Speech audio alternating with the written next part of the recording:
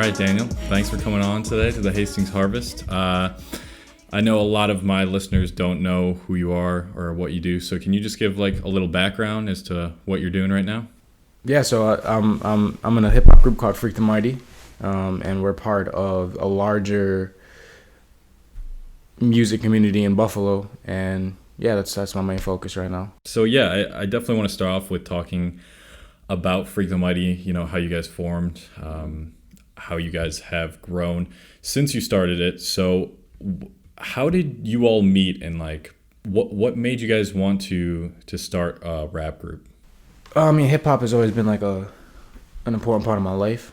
I probably started writing music when I was 16, 17. I didn't actually start recording till I was 18 though. And then that's when I met T, who goes by Sus King Brad. He's in Freaking Mighty. And T was doing the same thing I was doing, so we just started doing it together. You know, every day we were both in college at the time, and every day we would go to the recording studio at Canisius College, and we would literally spend every single day there. You know, I would go from getting out my classes to meeting T at 3, and we would be there till 11 p.m. You know what I'm saying? Would have even didn't have money really, you know what I'm saying? We hardly ate. I probably lost like 15 pounds in that time period. I was already skinny, and so did he. We were just eating Snickers bars and chips out the vending machine that was outside the studio room. But yeah, you know, we spent months recording, and you know, we decided to form a group together. And then down the line, probably about, I would say, you know, 6 months to a year after that, we met Alex and Court, Namek and Karma Beads, and they were a couple years younger than us, and they went to my former high school, and yeah, they impressed us just how they were willing to work. You know, they would come, kind of what we were doing, but with college, they would get out of high school and come right to our house, and we would just record and make music. And then we realized we respected them so much, and they respected us so much, and we just had a chemistry of working with them. We realized, why not just completely bring them into the group, and that's how the four of us became Freak the Mighty. So I actually remember when you guys were like recording at Canisius. I was in there. It might have been like Nick and Jack. These are a couple of our friends from our hometown. And I forgot what the track was called, but like me and Jack both went into the studio and like recorded a verse. It was kind of hilarious. But yeah, since then, I mean, it's just funny thinking about that, and thinking about like all of the times where we would do freestyles. Like all of our friend group would like spit down something, and then I remember another time where we were in a car, like all freestyling. Oh shit, I forgot about this. Yeah. Oh, you already know? Yeah. Okay, so like we were in a car all freestyling, and we're like, yo, Dan, get on the beat, man. Like, let's see what you got. And like, dude just like spit like an actual rapper, and we were all like, what the fuck, man? Like, Jesus, like you should be doing this. Yeah. And that's just funny compared to how things are now. Yeah, now that I think about it, it's a lot has happened since then, so I kind of forgot about that. But that was definitely one of the moments where I was like, okay, like, that just felt natural, you know what I'm saying, and good getting out. And I'm sure the reaction definitely inspired me. Yeah.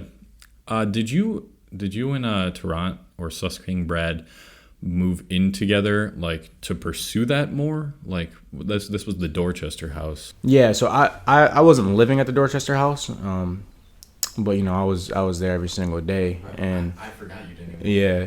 So what happened was, when they moved into what we would call the Palace, I wasn't living there for the first year, but I was there every day. Mm-hmm. And then their roommate Aiden was moving out, and when Aiden moved out, they needed a new roommate, and I admit I would have preferred not to have moved in there because it was pretty expensive, but it was like something I just had to do because we couldn't risk losing the house and what we were building there.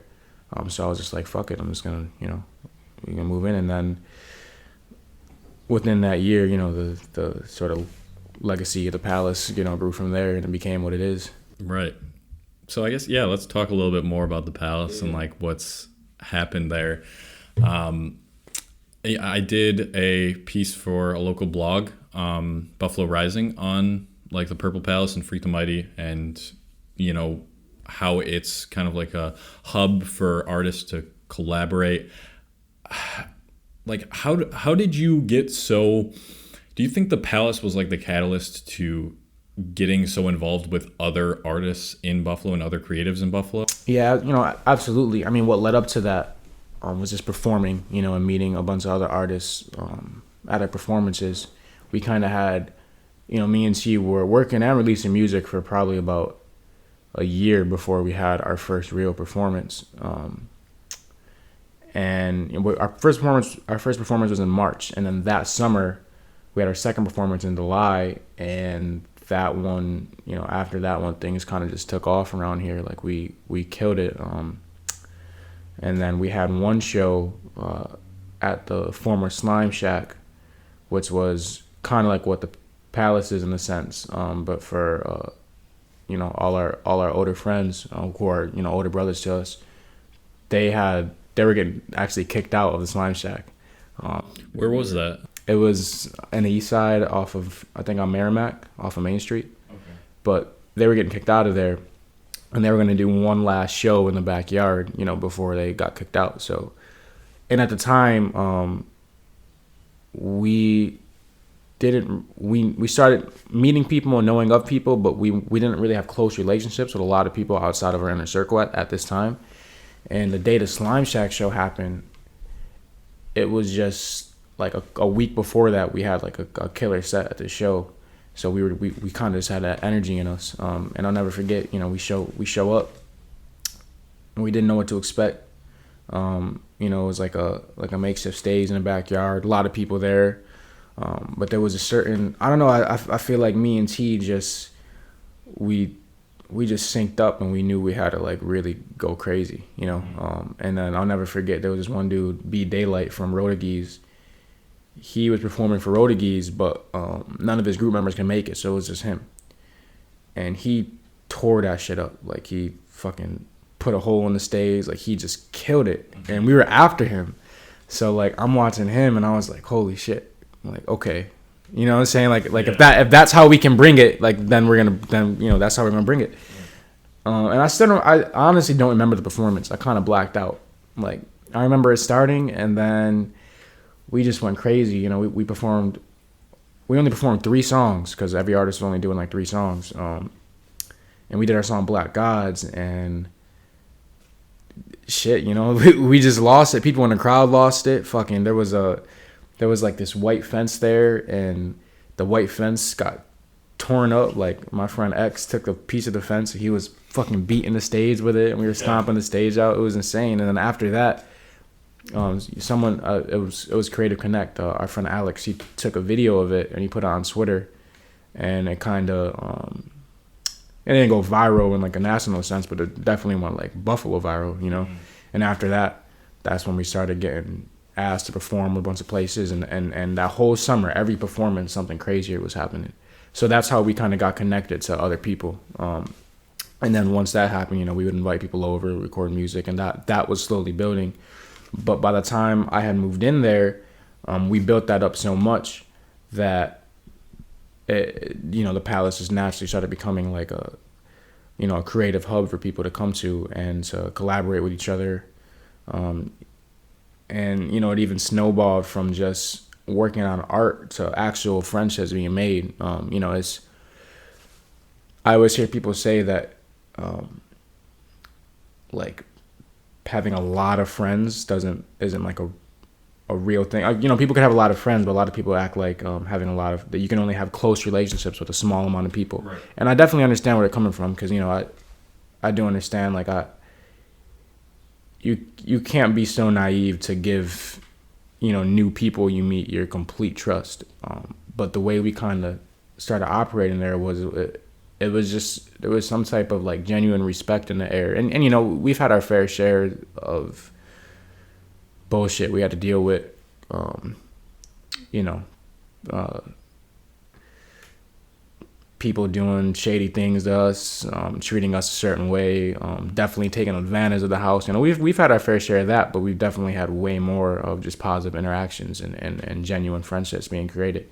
But once that was happening, our friends from, you know, the Slime Shack, they needed a place to record for a couple months, because they were looking for a new place to stay.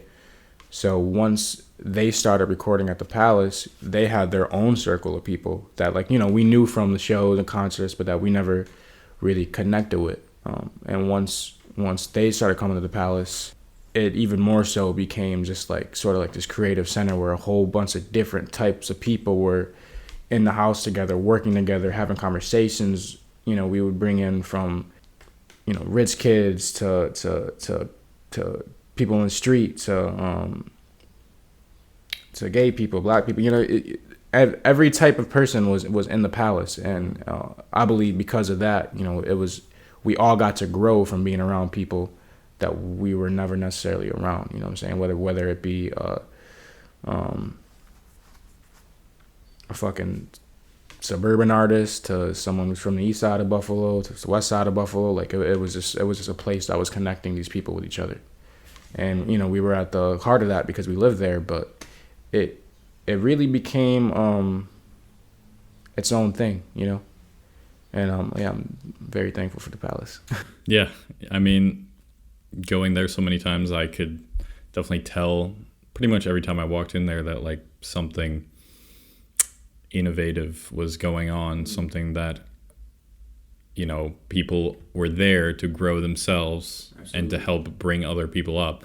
And that's really hard to find. I mean, like most people who stay in their hometown, I mean, they have their friends from high school, from like middle school that they hang out with forever. And they might just be friends with those people just because they've known them their whole life, and when they grow and start to become more of adults, they kind of change as people. And then they're obviously we have our high school friends who we hang out with, and I love those guys, and you know, we all still have a lot in common. But for a lot of people, you know, they're stuck in those relationships and they never get something like the Palace where they can really find a place where they feel more welcome and like feel more like they fit in and have this group of people who are all trying to accomplish the same thing. Mm-hmm. So having that in Buffalo has just been like amazing. I know I've gone there before when I'm, you know, feeling down, or like I just want like some inspiration, like I'll go there.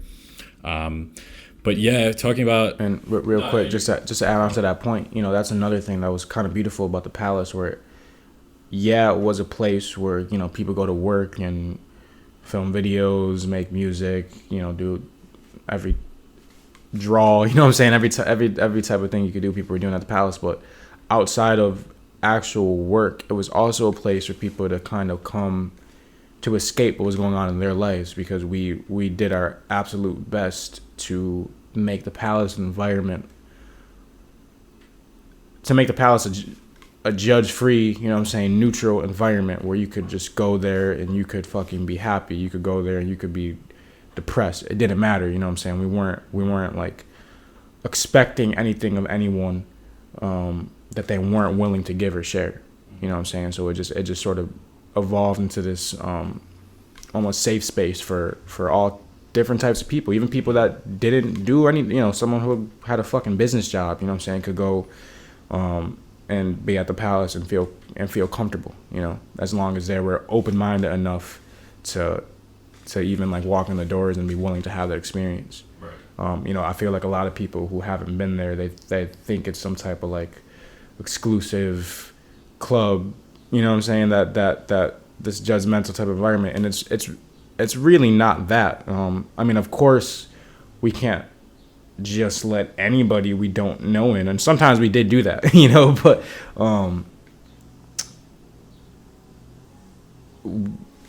so it, and it's in a sense, we had to like know people before they came, or at least know of people before they came, just out of protection of the house. You know what I'm saying? We can't just completely open the doors, but we did that to the best of our ability, while still being fair to everyone, and also being fair to ourselves, because it was a beautiful experience, but it also did get a lot, living in a house and there's like 20 people at the very least 20 people expected to be in and out those doors like a day damn near, that was a lot too. Like I said, I was very thankful for the experience, and still am, but there were days when it was stressful, when you needed, because it almost in a sense became where other people can go there to get away, but we who were living there couldn't really do that.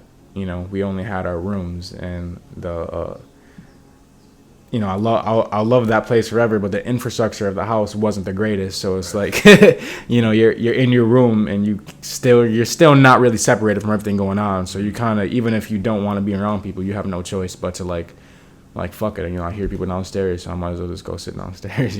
Yeah. So I actually remember seeing videos of that concert you were talking about, where you guys were just like smashing everything, and that was like one of the few concerts I haven't been to of yours, and I was just like, oh man, like I just missed something monumental. Like you could just tell by the videos. Yeah.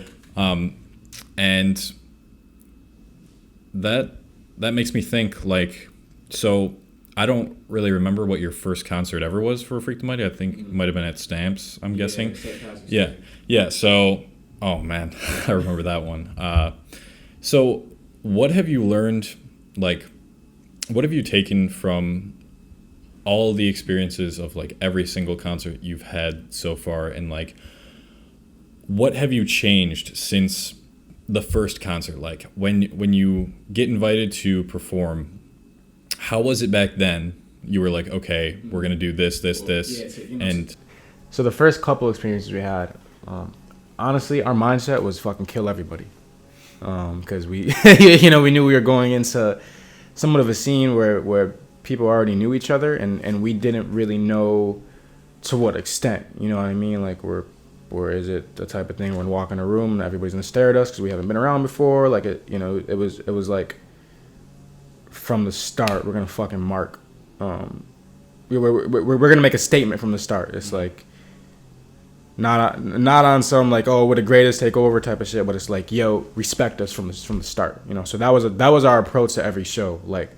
less of it was less about showing our skill and more so just showing what we can do. You know what I'm saying? Like just the force of us and the fans we had and the feeling we were trying to capture. So like our approach to every show was pure chaos, to be honest with you.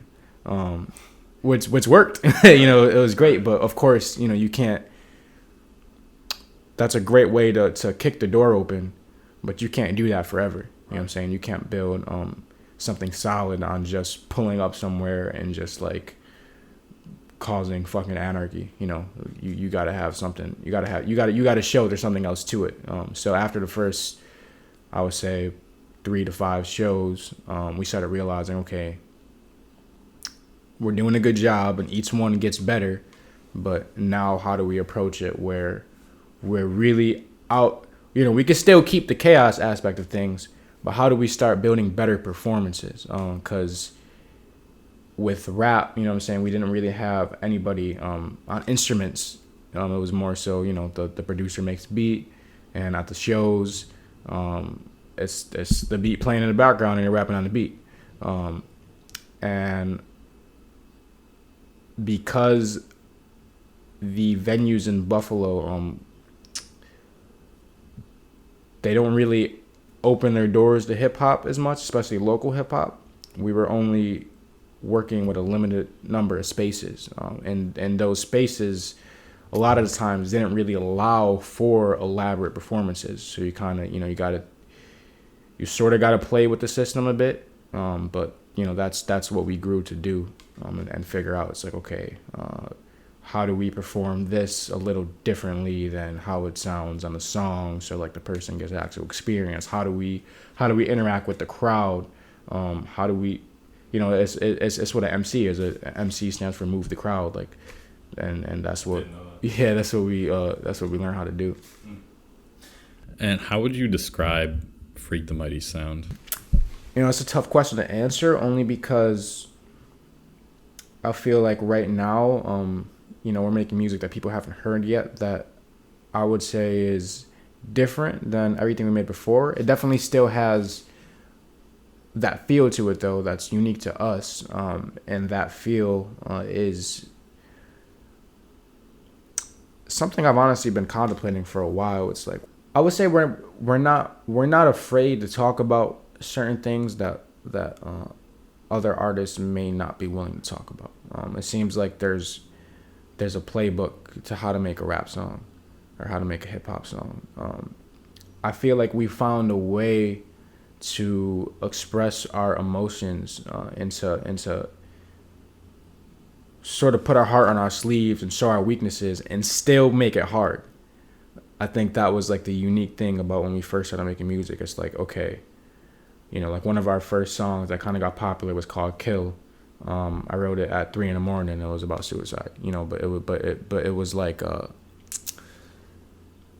there was something like haunting and sort of alluring to our songs that were very depressing like that, because it was like,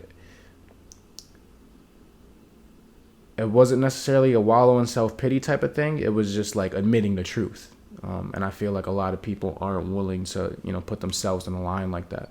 When someone becomes a rapper, a lot of the times there's only like 5 things people rap about when they're first starting out. And I think from the jump, we're like, okay, we're not going to take that approach. And I also feel like a lot of, and not even just artists, a lot of people lack self-awareness sometimes. And it's just, that's just like a human thing. But we're very careful with how we approached communicating with others, and how we approached even simply just marketing ourselves. Also, we weren't afraid to tap into certain elements of music and bring it in to what we were doing. Like, we did rap over trap beats, but we also rapped over boom bap beats from the jump. We did incorporate rock elements, like it, and me and T. Another thing that makes Freak the Mighty, that's made Freak the Mighty music very special, is me and T were sort of the opposite. And that's that probably would have been the easiest answer to the question. I feel like that's what makes everything work. He has his approach and I have my approach, and they work very well together. Yeah, they do. They complement each other really well. Yeah. And at first glance, like, you wouldn't think it works on paper, but it translates very well. What made you want to get into rap, and like what type of rappers do you take inspiration from? Like, how do you continuously learn? Like, do you listen to yourself and then reflect on like what works, what doesn't? And then there was definitely a lot of that. I would say for like the whole year where we were just getting into making music, like what I would do was I would set up my mic in my room at my house, and I would write music every single day. But what I would do was I would rap the music out loud and just simply listen to my voice like every single day, and so I got my voice while rapping and singing to the point where I wanted it to be. So that was something I did a lot that built my skill. And as far as things I take inspiration from, with me, I take inspiration from everything. Like, of course, growing up I listened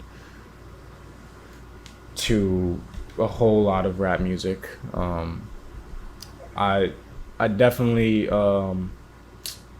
related more to older hip hop at the time, then I kind of opened my mind up to listening to everything. So I've always learned to appreciate every form of hip hop, because hip hop is such a beautiful thing where it's like there's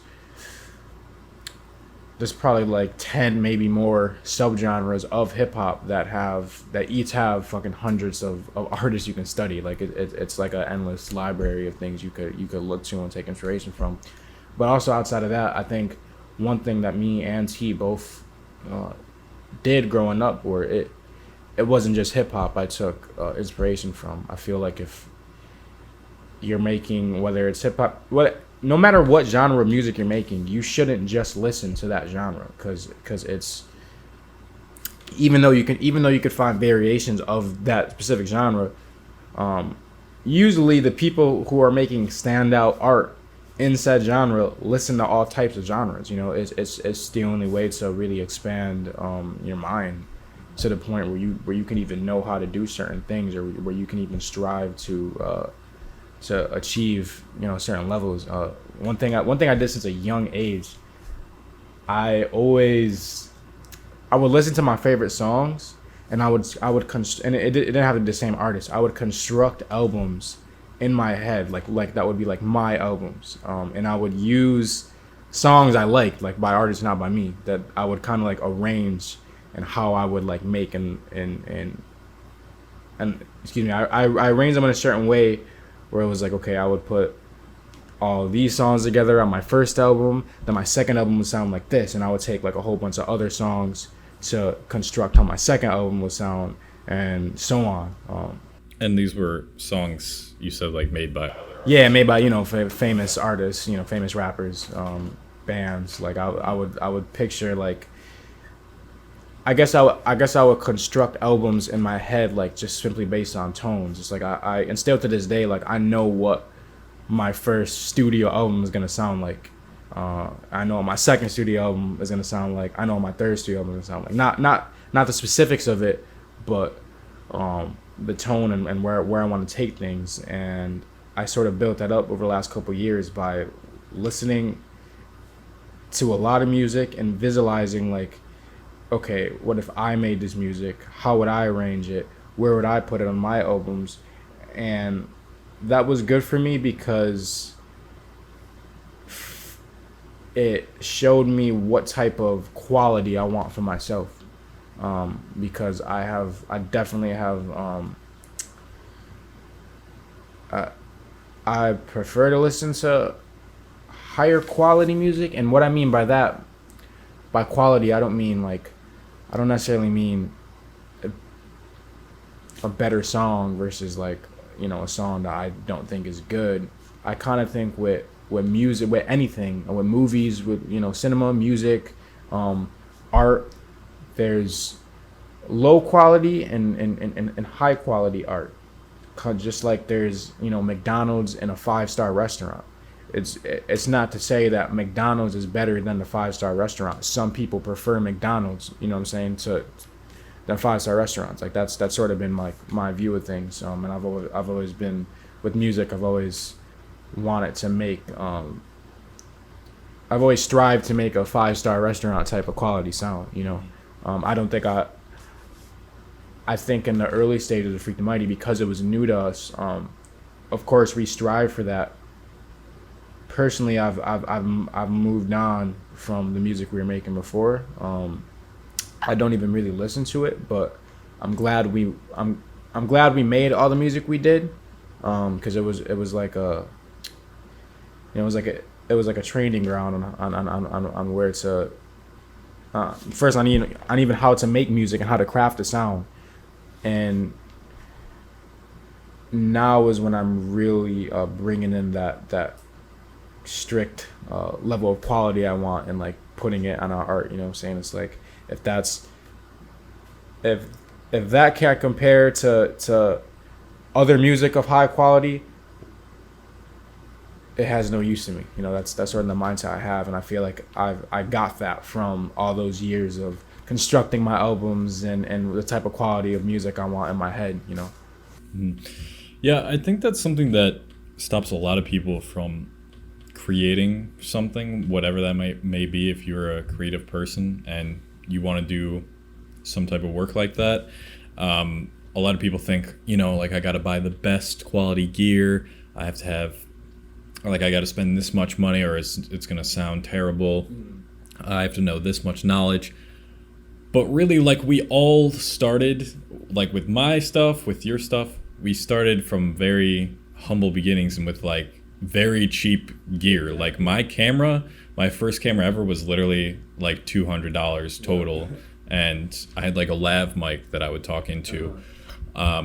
So you really don't, like for people who are listening who think they like need high quality stuff at the start, like it's more important to get started with what you have. Exactly. Because that will teach you, how to use the high quality stuff to the best of your ability. Yep. And when it comes to music, you'd be surprised. Like a lot of famous artists have, like Anderson .Paak, for example, his album Malibu, he just had a fucking laptop and a mic in a bedroom, and he made that, Grammy winning album. Like it's you don't need thousands of dollars worth of equipment. Obviously, once you have enough experience without having the equipment, and you just want to move on to like expand your skills, and then of course, once you have the money, invest in the equipment. But like it's not a necessity.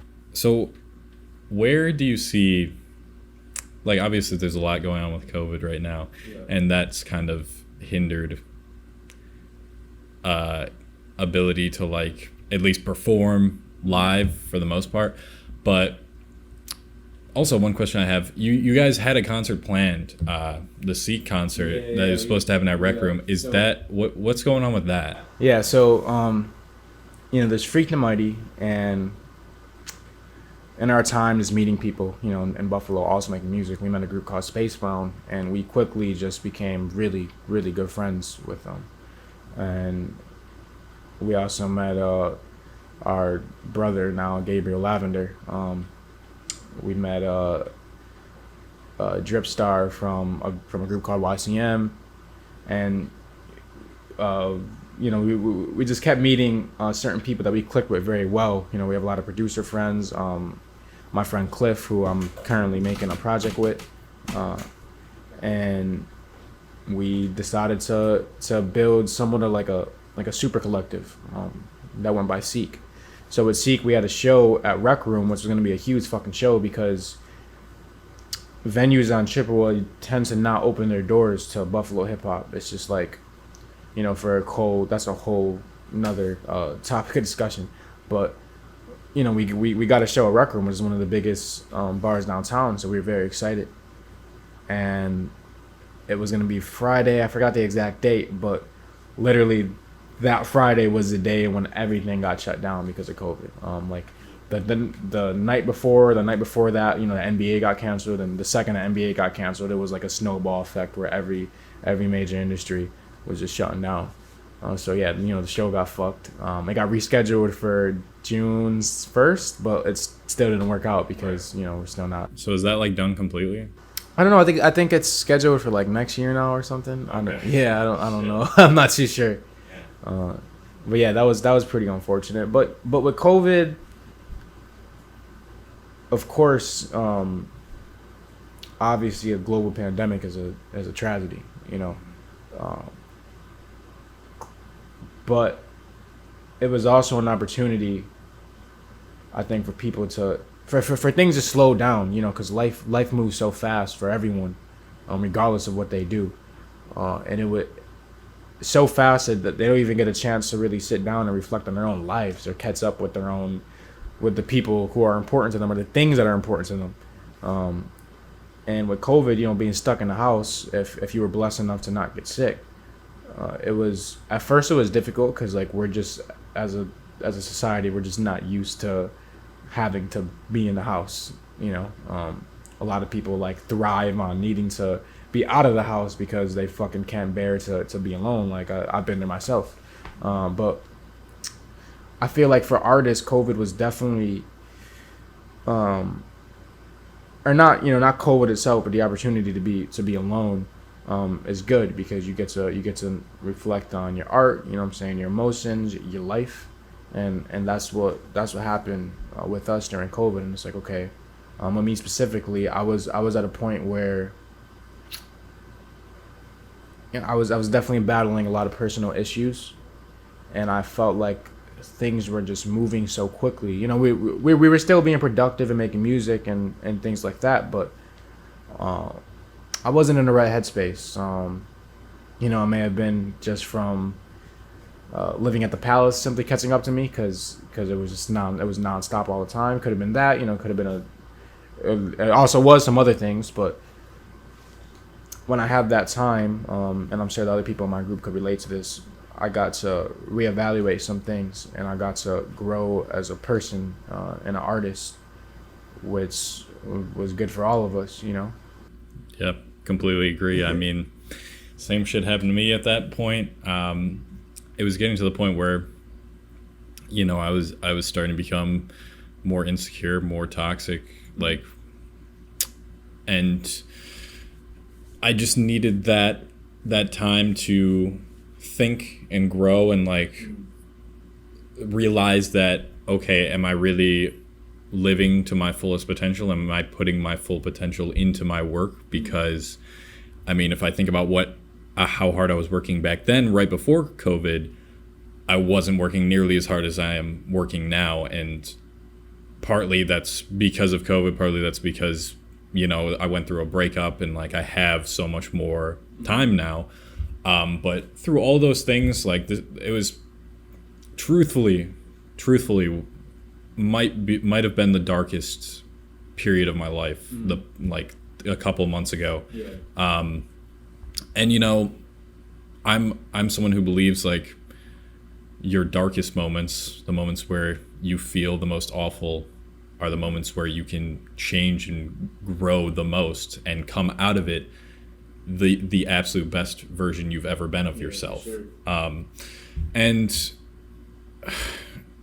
so during this time, I've really taken time to, you know, think about like how much can I really do? How much can I really get out of my life? And how much work can I really put in if I really want the life where I'm working for myself? And I was able to accomplish those things, and that would not have been possible without quarantine happening, without the other things that have happened to me. So I always think every extremely difficult thing in my life that seems terrible in the moment, and like there's nothing good about this, right? Yeah. When it first happens, you're like, there's nothing good about this.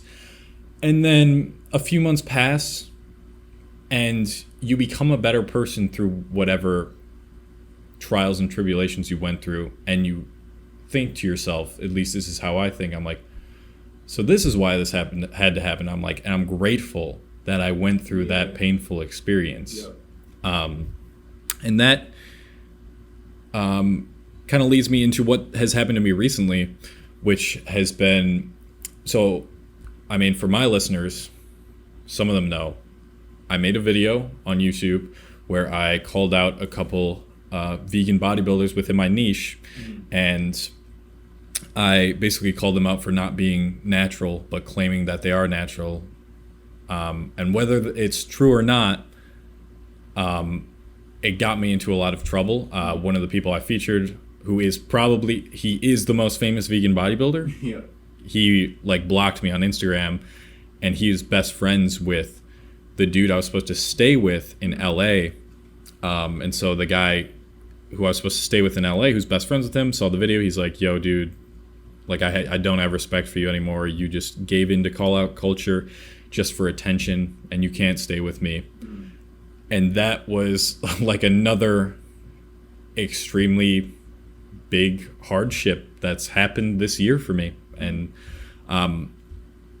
what really helped me cope with it so far, I mean, it's literally only been a few days since this happened, but what's really helped me cope with it is how much other way harder shit I've gone through this year. Yeah. Like the period a couple months ago was way harder than this, so I'm like, whatever, man. Yeah. Like this sucks, but like I've been through worse, and so it's made me stronger. And it took me, you know, these past couple of days of thinking, why did this happen? Why is my trip to LA completely ruined? The trip where I thought my brand was going to completely explode because I was going to collab with all the people that I've been talking to online who have much bigger followings than me. Yeah. Like, this was it for my brand, and it's not happening anymore. So my question to myself was, like, is this really all bad? And it goes back to the mindset of, you don't see it right now,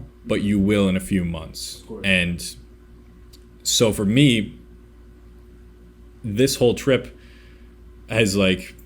getting canceled and like seeing like people lose respect for me has like made me rethink a lot of things. And if I had never canceled this trip and I would have gone, I would have never done what I told you right before we started recording this, which is bought a PC that I'm building, which is going to completely like take my editing to the next level. Like, it's going to make editing seamless. Like, it's going to be an insane computer. And also, I did not tell you this, but I'm probably going to plan on, since the computer's so powerful, streaming on Twitch and like expanding my brand to Twitch and like I don't know what I'm going to do there. I could stream myself video editing, but it's most likely going to be like video games, because like I've always loved video games and I've had to give that up pretty much because it's just a waste of time at this point for me. Like, and my whole mindset, I've always actually wanted to like start a Twitch and incorporate it into my brand somehow, and now that's finally happening. So I'm hoping that this whole cancellation of all of my plans and growing my brand is actually for the better, and is going to make me, like, who knows, like maybe I'll get huge on Twitch and like that'll start becoming like a huge thing for my brand. So yeah, it goes into a lot of what we were talking about, like when you came over a few days ago, like about destiny. And like, I think that we were talking about like how we know we're gonna make it, and like we've always had that mindset. For me, it developed like a few years ago. We've always had that mindset where we're like, something in me just knows that no matter what, I'm gonna make it big. Like, I'm gonna be big. And this whole thing happening with the LA trip, it was definitely a way of the universe saying, like, slapping me in the face and being like, you need to humble down a little bit. Yeah, I mean, I still think like I'm gonna make it, but it's like, you never know what's gonna happen. Exactly. That's what I think this has taught. Like, this is the lesson it's taught me. So like, that's one thing. It's like, by the always knowing, we're gonna succeed thing. It's almost like it's intuitive. I used to kind of roll my eyes at like the whole law of attraction thing. And there's a lot of corniness in there. There's a whole lot of fucking corniness in there. But the thing about it that I recognize to be true is very simple. If you spend a whole lot of fucking time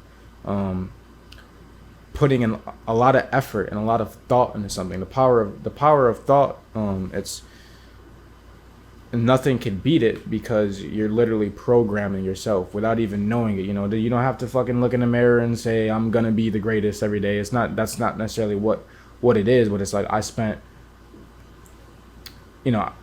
so much time planning what I was gonna do in music and with my life, that even sometimes I forget about all that planning I do, and then I reach sort of these checkpoints. I'm like, holy shit.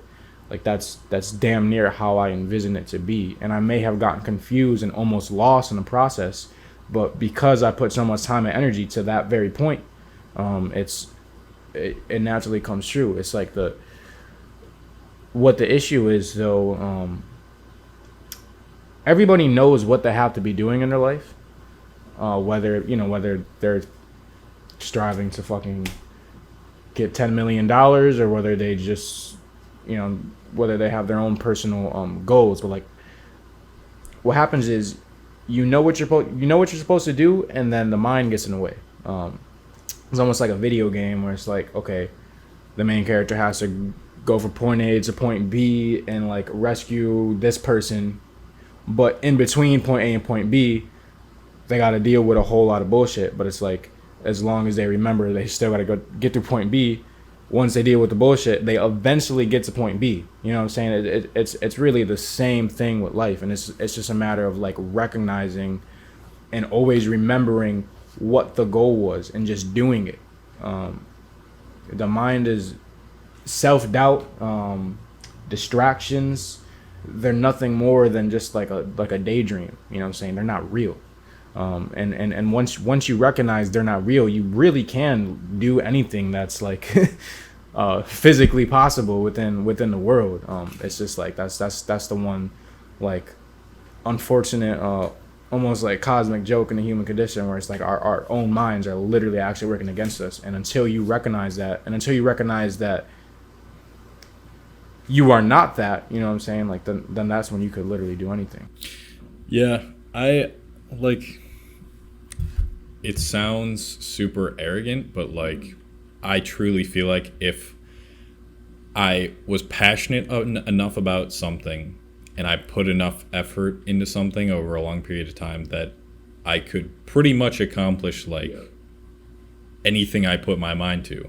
And that's law of attraction. Like, the more you focus on something, the more it grows. Exactly. So, you know, yeah, it's like you said, you're going to have doubts. You're going to have days where it seems like it's not going to happen, where like days are not going as well as other days.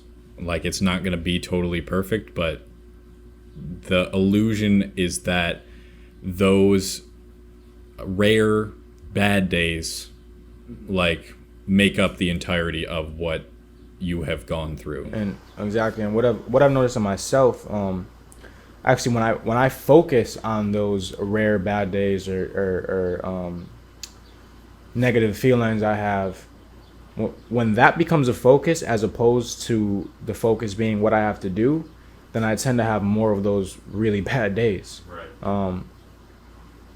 As long as my focus stays on my goal, despite what I even may be feeling or what may be happening in my day, as long as my focus stays there, then things naturally start flowing, and the less frequent those days even happen. I think that's something I've like needed to hear recently, because yeah, dude, I mean, it's like I've been a little less motivated than usual, partly because of what just happened with the whole LA thing. Regardless of what I said about, okay, this is happening for a reason and I'll realize it eventually, it's hard, you know? It's hard to accept that all of that was kind of just taken away from me because of me. But yeah, so I mean, it really, it's exactly what you said. I need to focus on, you know, what I need to do to get out of this instead of focusing on what's already happened. Exactly, and I'm happy you said I'm happy you. Of course, you didn't deserve that to happen, but you even acknowledging that like it's on you is something that most people don't know how to do. Right. It's like, shit, I fucked up. Why did that happen? Like, fuck, that didn't have to happen. And then it just becomes that.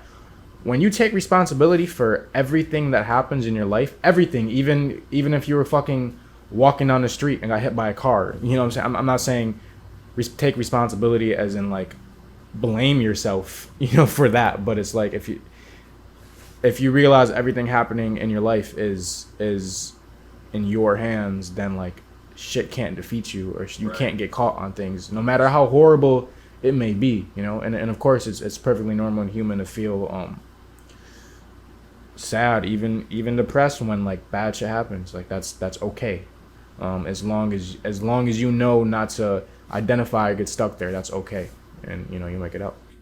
That's so true. Like, as soon as I stopped like blaming anyone else but myself for like what's happened in my life, and gave up like expectations of how I think the world should work or how people should treat me and shit. Yeah. Like, once you give all that up and you're like, okay, this is all on me, it's just, it's easier to handle, and like maybe not like a lot easier to handle, but it's like I can do something about it. It's not like out of my control. Yeah.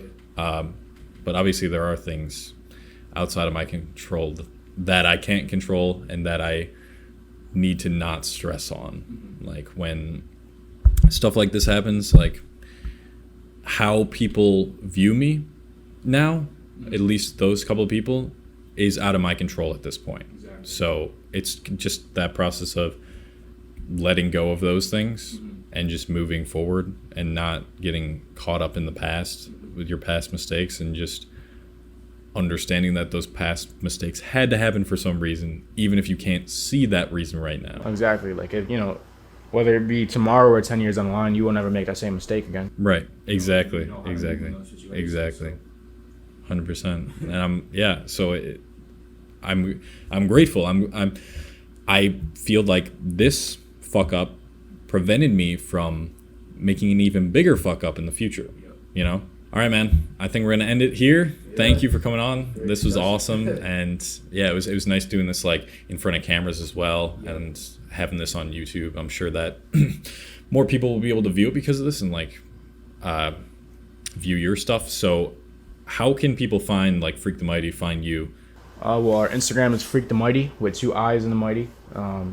And we have, it's the same on everything, on Spotify, Apple Music, SoundCloud. That's where you can find the most of our stuff. And we're releasing new music very soon. Like, within the next couple of weeks, a lot of new music will be rolling out. So go check them out. Freak the Mighty on Instagram, like Twitter, with 2 I's. You can check them out on SoundCloud as well, like you said, and they're on Spotify. We got merch too. Yeah, they do have merch. We're both wearing it, as you guys could probably tell, who's watching this in video format. So yeah, amazing music. Probably it's some of the best shit in Buffalo for sure. So yeah, go check them out. Love these guys, and thank you for coming on again. Absolutely. Appreciate it.